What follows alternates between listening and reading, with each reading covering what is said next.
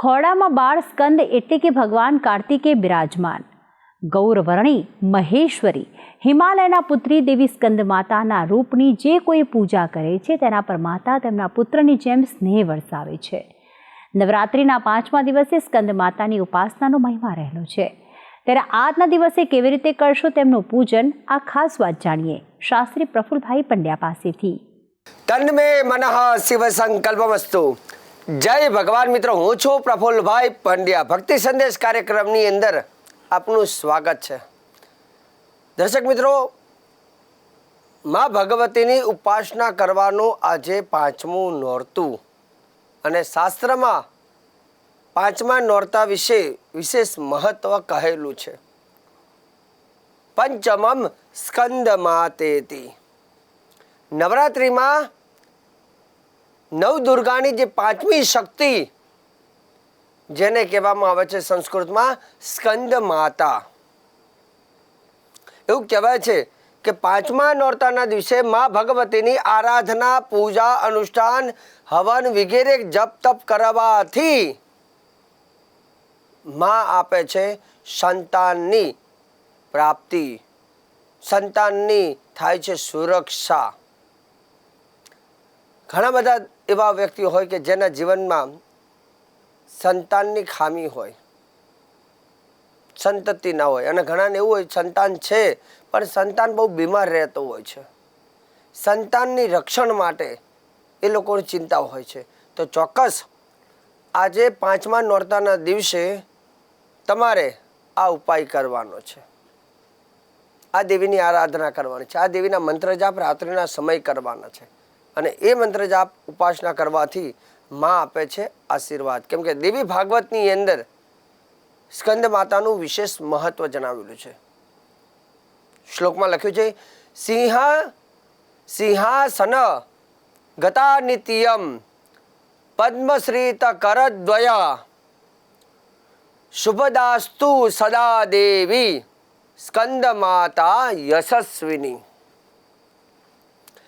માં ભગવતી, આદ્ય શક્તિ જગદંબા, માં પાર્વતી, એવું કહેવાય છે કે અહીંયા સ્કંદ માતા બન્યા છે. જેમાં સ્કંદ માતાનો અર્થ થાય કે માતાજીના ખોરાની અંદર માએ પોતાના દીકરા એટલે કે સંતાન એટલે કે કાર્તિક સ્વામીને પોતાના ખોળામાં લીધો છે.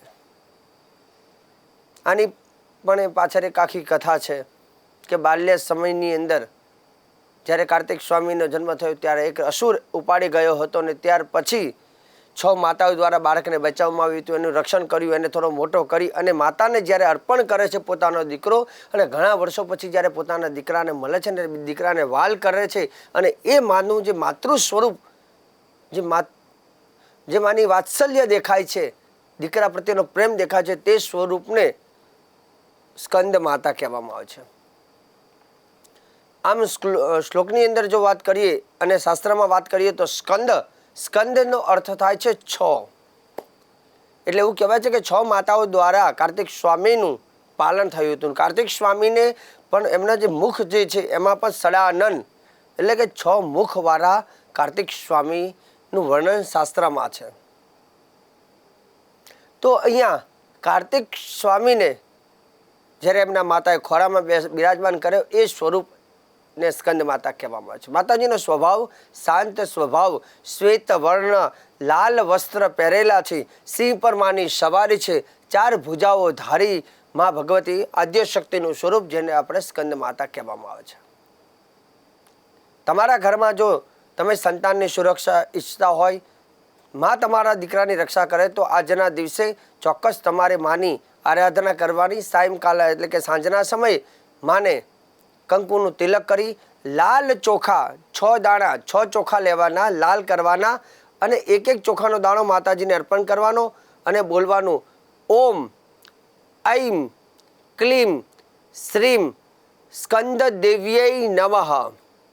ઓમ ઐમ ક્લીમ શ્રીમ સ્કંદ દેવ્યૈ નમઃ બોલીને 6 ચોખાના દાણા માતાજીને અર્પણ કરવાના છે. અને અર્પણ કરેલા 6 ચોખાના દાણા છેલ્લે તમારે લેવાના. કોઈ તાવીજ હોય તો તાવીજમાં 6 દાણા મૂકી તાવીજ બંધ કરી અને છોકરાના હાથ ઉપર અથવા ગળામાં જો એને પહેરાવી દેવામાં આવે છે પૂજન બાદ, તો એની માં સ્કંદ માતા રક્ષા કરે છે. સ્કંદ માતાની પૂજા જ્યારે કરીએ છીએ ત્યારે આ મંત્ર ચોક્કસ તમારે બોલવાનો. ઓમ ઐમ ક્લીમ શ્રીમ સ્કંદ દેવીએ નમઃ. આ મંત્ર દ્વારા માને તમે તિલક કરજો, કાં તો એ ના ફાવે તો ઓમ સ્કંદ માતાય નમઃ, ઓમ સ્કંદ માતાય નમઃ બોલીને તમે માને તિલક કરજો. પુષ્પ, લાલ રંગના પુષ્પ અર્પણ કરજો. માને સરસ મજાનું ગુગળનું ધૂપ કરી શકાય, કપૂરનું ધૂપ કરી શકાય. ગાયના ઘીનો એક દીવો કરી અને માને શક્ય હોય તો પ્રસાદ આજના દિવસે સંતાનની સુરક્ષા માટે દૂધ પાક અથવા ચોકલેટનો પ્રસાદ આજે માને તમે અર્પણ કરી શકો છો. અને આ કરવાથી જો સંતતિ ન હોય તો દેવીની કૃપાથી, ભક્તિથી સંતાનના આશીર્વાદ આપે છે. અને સંતાનની સુરક્ષા ઈચ્છતા હોય તો દેવી એનું રક્ષણ પણ કરે છે. એનાથી આગળ આજના દિવસે એક નાનકડો પ્રયોગ કહું છું. 5મા નોરતાને લલિતા પંચમી પણ કહેવામાં આવે છે. ઘણી વખત ઘણા બાળકો જે ભણવામાં થોડા નબળા રહેતા હોય તો શાસ્ત્રમાં એક બીજો ઉપાય પણ છે. એક માટલી લેવાની છે, માટીની માટલી, અને એ માટલીની અંદર નાના નાના છિદ્ર કહેતા કાણા કરવાના છે. અને એ છિદ્ર કર્યા બાદ એની અંદર જલ ભરવાનું, એટલે કે પાણી ભરવાનું, અને નીચે બાળકને બેસાડવાનું અને માટલીમાંથી પાણીની ધારા બાળકના મસ્તક ઉપર કરાવવાની. અને શક્ય હોય તો લલિતા સહસ્ત્રનો પાઠ કરવો. જો તમને ન ફાવે તો વિદ્વાન બ્રાહ્મણની સહાય લઈ અને લલિતા સ્તોત્રનો પાઠ ચાલુ હોય અને એ માટલીમાંથી ધારા થાય અને નીચે બાળક બેસે, એના મસ્તક ઉપર પાણીની ધારા થાય. અને આ પ્રયોગ કરવાથી એ બાળકોના જે દિમાગ જે છે, જે મસ્તક જે છે, એ મસ્તકમાં એની વિદ્યાની પ્રાપ્તિ થાય છે. અને આ ઉપાય શાસ્ત્રમાં વિશેષ બતાવેલો છે. એનાથી વિશેષ જે લોકોને રાત્રિના સમયે થોડાક મંત્ર જાપ કરવા હોય અથવા કંઈક વિશેષ આશીર્વાદ જોતા હોય માતાજીના, તો તમે આ પાછો એક અલગ ઉપાય પણ કરી શકો છો. જેમાં 10 મહાવિદ્યાની જે દેવી છે, એ 10 મહાવિદ્યાની દેવીમાં એક દેવીનું નામ છે ભૈરવી, જે 10 મહાવિદ્યાની દેવી છે. તો 5મા નોરતાના દિવસે જો ભૈરવી દેવીની આરાધના અથવા એના આ જો 14 નામ માતાજીની સન્મુખમાં વારંવાર બોલવામાં આવે છે, 14 નામ, તો એનાથી પણ માની રક્ષા થાય છે. જેમાં તમારે માતાજીના નામ છે, પહેલું નામ બોલવાનું, બીજું નામ બોલવાનું, ત્રીજું નામ બોલવાનું, એમ કરતાં 14 નામ પૂરા કરવાના. 14 નામ પૂરા થાય એટલે ઘઉંનો દાણો મૂકવાનો, પાછો ફરતી બીજા 14 નામ બોલવાનું, પછી બીજો ઘઉંનો દાણો. આ રીતે 108 વખતનો ક્રમ તમારે ચાલુ કરવાનો. અને એનાથી ભૈરવી પણ તમને તમારી રક્ષણ કરે છે, બાળકોની રક્ષા કરે છે. તો 10 મહાવિદ્યાની દેવીનો પણ ઉપાય મેં તમને કહ્યું છે. હવે 14 નામ કયા છે? તો 14 નામ દર્શક મિત્રો તમે ખાસ લખી લેજો, કેમ કે આ 14 નામ બહુ જ ચમત્કારી છે. અને 5મા નોરતાના દિવસે આ નામ બોલવાથી ઘણા લાભ થાય છે. માતાજીના ભૈરવીના 14 નામ. પહેલું નામ છે ઓમ ત્રિપુર ભૈરવ્યય નમઃ, પહેલું નામ. બીજું નામ છે ઓમ ભુવનેશ્વરી ભૈરવ્યય નમઃ. ત્રીજું માતાજીનું નામ છે ઓમ સડકુટ ભૈરવ્યય નમઃ. ચોથું નામ છે ઓમ કમલેશ્વરી ભૈરવ્યય નમઃ. ત્યાર પછી 5મું નામ છે ઓમ કામેશ્વરી ભૈરવ્યય નમઃ. છઠ્ઠું નામ છે ઓમ કૌલેશ્વર ભૈરવ્યય નમઃ. 7મું નામ ઓમ રુદ્ર ભૈરવ્યય નમઃ. 8મું નામ ઓમ સિદ્ધિ ભૈરવ્યય નમઃ. 9મું નામ ઓમ ચૈતન્ય ભૈરવ્યય નમઃ. માતાજીનું 10મું નામ ઓમ નિત્યા ભૈરવ્યય નમઃ. 11મું નામ ઓમ ભદ્ર ભૈરવ્યય નમઃ. 12મું નામ ઓમ સ્મશાન ભૈરવ્યય નમઃ.